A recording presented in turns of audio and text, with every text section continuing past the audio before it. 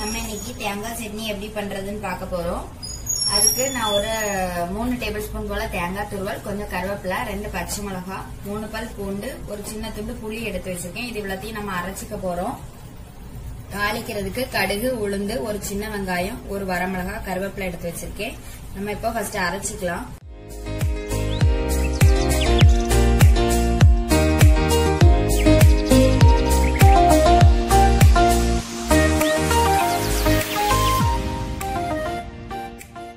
ஜார்ல புளியும் பூண்டும் போட்டுக்கலாம்.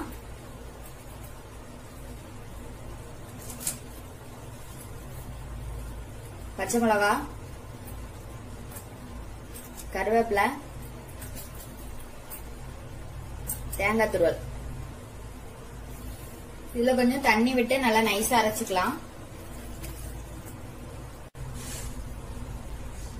இப்ப அரைச்சி எடுத்தாச்சு. இந்த அளவுக்கு நைஸா அரைச்சிக்கணும்.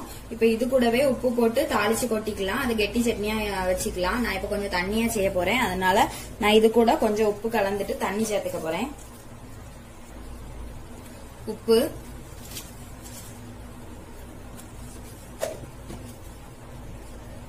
ஜார் அலசிட்டு கொஞ்சம் தண்ணி விடுறேன்.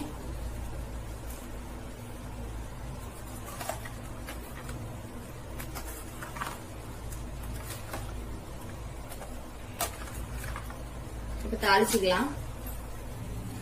தாளிக்கிறதுக்கு எண்ணெய் விட்டுருக்கேன். இப்ப இதுல வந்து வெட்டி வச்ச சின்ன வெங்காயம் போட்டுக்கலாம்.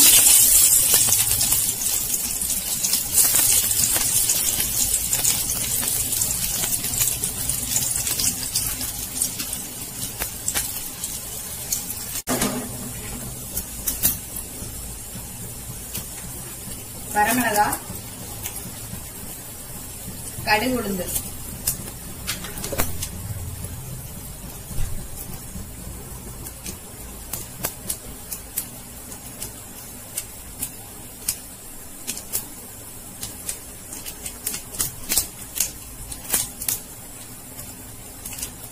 கருவேப்பிலை,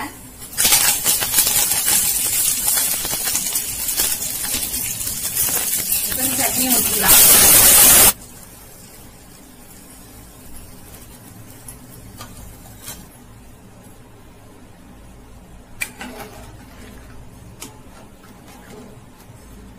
இப்ப இது நுரைச்சு வரட்டும்.